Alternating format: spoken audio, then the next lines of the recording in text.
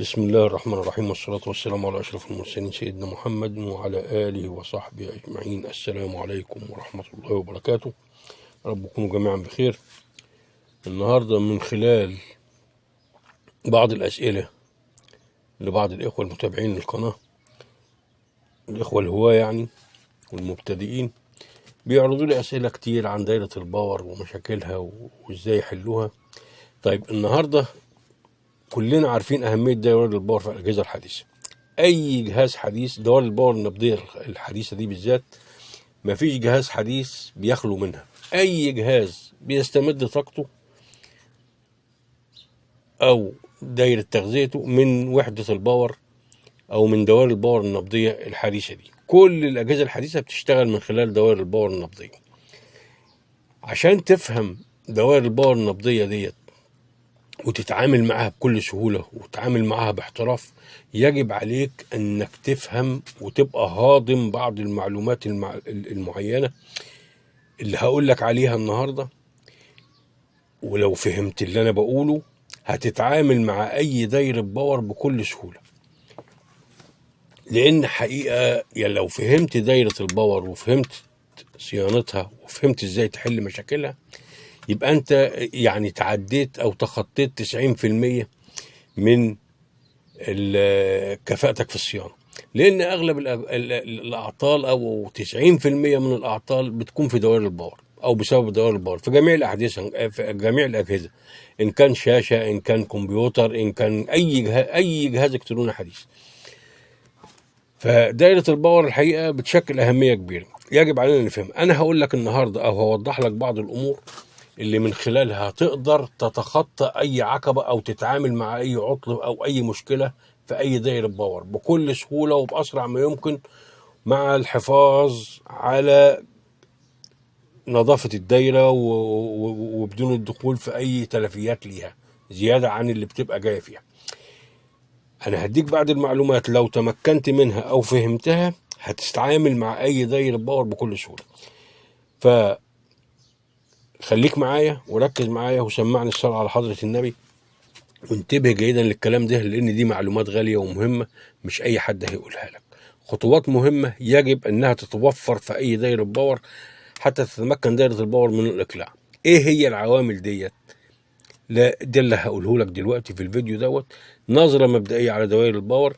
احنا بيخش لنا ال 220 على الفيوز، تمام، على دايرة الفلترة والحماية، إلى دايرة التوحيد، إلى المكثف الكيماوي الكبير. مكثف الكيماوي الكبير دوت بنقيس عليه 310 أو 300 فولت، لازم ألاقي عليه 300 فولت. لقيت عليه 300 فولت ماشي، ما لقيتش عليه 300 فولت برجع ورا إلى المنبع أو إلى الفيشة أو إلى مدخل ال 220 عبرا بالفيوز، بالملف، بالمكثف، بالفيروستور، بالكلام ده كله. عناصر الحمايه دي كلها لازم اتاكد منها لغايه ما الاقي هنا بعد ما يتوحدوا من انطره التوحيد الاقي هنا ال 310. وجدت هنا ال 310، هنبدا الكلام وايه هنتعامل ازاي مع الدايره وايه الشروط الواجب توفرها اللي هتمكنك من تصليح اي دايره باور واي مشكله في اي دايره باور بكل سهوله. خليك معايا وركز معايا عشان هقول لك على العوامل اللي هتسهل لك او التي يجب ان تتوافر امامك في اي دايره باور حتى تتمكن دايره الباور من العمل. خليك معايا. عشان اتعامل مع دايره الباور لازم عده امور لازم اخلي بالي منها.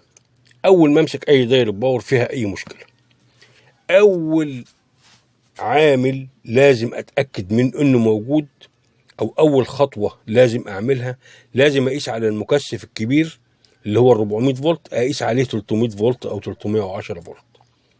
تمام، دي اول خطوه لازم اتاكد منها في اي دايره باور بتعامل معاها. لقيت هنا ال 300 فولت، اهلا وسهلا. ما لقيتش ال 300 فولت برجع ورا على البريدج او دايره التوحيد الى ان اصل الى الفيشه، اشوف مدخل الكهرباء اللي فاصل مش موصل لل 300 فولت على المكثف هنا. تمام، المهم ان لازم الاقي هنا ال 300 فولت. وجدت هنا ال 300 فولت، ايه الخطوه الثانيه او المعلومه الثانيه اللي لازم اقولها لك؟ لازم الاقي على اول الملف الابتدائي هنا لمحول التقطيع او الشوبر، لازم الاقي على النقطه او طرف الملف الاول هنا الاقي عليه ال 300 فولت، ال 300 فولت واصلين لي عليها هنا. يعني 300 فولت بيجوا لي من المكثف على اول طرف في الملف الابتدائي في محول التقطيع او الشوبر. لازم اخرج من الملف الابتدائي بال 310 فولت او ال 300 فولت واجي على الدرين بتاع الموسفيت. يبقى لازم الخطوة الثانية ان الاقي على الدرين الخاص بالموسفيت التقطيع لازم الاقي عليه ال 300 فولت او ال 310 فولت. ايا كان موجود بقى ترانزستور تقطيع اللي هو الكولكتور والإيميتر والبيز، او موسفيت درين وسورس وجيت. دي تاني نقطة لازم اتأكد منها، لان ممكن الخط ده يكون فاصل في الطريق مش واصل لل 310 على الدرين هنا. ممكن يكون في هنا شورت في الموسفيت بين السورس وبين الدرين يعمل لي يوقف لي ال 310 فولت دول. يبقى لازم اتاكد ان ال 300 موجودين. ما لقيتهمش موجودين بفصل طرف الدرين بتاع الموسفيت واقيس ال 300 على الطرف الخارج بتاع الملف الابتدائي. المهم الاقي ال 310 او ال 300 فولت على درين الموسفيت. دي الخطوه الثانيه. المعلومة اللي بعد كده أو النقطة اللي بعد كده اللي لازم أتأكد منها إنها تكون موجودة، وهي وجود نبضة الأسوليتر أو نبضة المذبذب أو إشارة أو إشارة المذبذب لازم تطلع لي على الجيت بتاع الموسفيت. أيا كان جيت، أيا كان البيز بتاع ترانزستور التقطيع أو الجيت بتاع موسفيت التقطيع، لازم ألاقي عليه إشارة الأسوليتر أو التردد اللي خارج لي من الأسوليتر عشان يشغل لي الموسفيت ويكون بعملية التقطيع. لابد ان اقيس التردد ده. بقيس التردد ده عن طريق ايه؟ انا عامل دايرة في بعض الفيديوهات بتقيس بيها ترددات المذبذب، تشوف المذبذب خارج النبضات بتاعته ولا لا. اتأكد من التردد اللي خارج لي من اي سي الاسوليتر على الجيت بتاع الموسفيت ازاي؟ ممكن احنا عاملين بعض الدوائر او عاملين في بعض الفيديوهات دايره بنقيس بيها التردد دوت او بنقيس بيها نبضات الاسوليتر موجوده او مش موجوده، ان كان المذبذب شغال او مش شغال. وممكن من خلال اجهزه المالتيميتر من خلال قياس التردد الهرتز هنا بتقدر تقيس من خلالها التردد او إشارة الأسوليتر خارجة ولا مش خارجة وداخلة على الجيت. يبقى لازم الخطوة اللي بعد كده إنك لازم تتأكد من إشارة الأسوليتر خارجة من أي سي الأسوليتر وداخلة لك على الجيت. موجودة على الجيت يبقى هنا تشتغل، ويبقى المفروض الدايرة تشتغل. الخطوة اللي بعد كده أو النقطة اللي بعد كده أو المعلومة المهمة اللي بعد كده، عشان دايرة الباور دي تشتغل لابد من وجود جهد الستارت. جهد الستارت بيجي لي عن طريق مقاومتين، عن طريق مقاومه كبيره، عن طريق 3 مقاومات. بيجي من خط ال 310 من على المكثف الكبير وبيدخل لي على طرف جهد الستارت او طرف تغذيه البدء في اي سي المذبذب. لابد انها تكون موجوده. لو مش موجود جهد الستارت دوت مش هيشتغل الاسوليتر ومش هتطلع الاشاره بتاعته ويدخلها لي على الجيت. يبقى لازم اتاكد من المعلومات اللي قلت لحضرتك عليها دي، ودي لو اتاكدت منها انها موجوده تاكد ان مفيش دايره باور هتقف قدامك. اول حاجه ال 310 لازم اشوفهم على المكثف.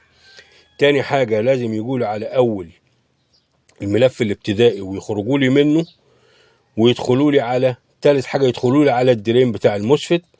بعد كده لازم اتاكد من اشاره الاسوليتر انها طالعه من المذبذب او من الاسوليتر وداخلالي على الجيت بتاع الموسفيت. النقطة الرابعة أو الخامسة لابد إنك تتأكد من جهد الستارت إن موجود على أي سي الأسوليتر. ديت أهم المعلومات اللي يجب أنك تبقى عارفها عندما تيجي تتعامل مع أي دايرة باور. لازم تبقى عارف النقاط دي، الكم نقطة دول. الكم نقطة دول لو عرفتهم وموجودين في الدايرة يبقى لازم الدايرة دي تشتغل ولازم تقوم. يا رب أكون قدرت أقدم لك معلومة مفيدة وسهلة وبسيطة وتقدر تستفيد منها. لأي هاوي يستفيد منها، أي مبتدئ يستفيد منها. دي بعض المعلومات المهمة اللي محدش هيقولها لك بالتركيز دوت ولا بالترتيب ده ولا بالنظام ده، عشان تسهل لك أمورك في صيانة الأجهزة الإلكترونية أو صيانة دوائر الباور بالذات. أشكركم والسلام عليكم ورحمة الله وبركاته، إلى اللقاء في فيديوهات قادمة. ما تنسوش الاشتراك ودعمنا بلايك وتعليق جميل على الفيديو. أشكركم وإلى اللقاء في فيديوهات قادمة إن شاء الله. السلام عليكم.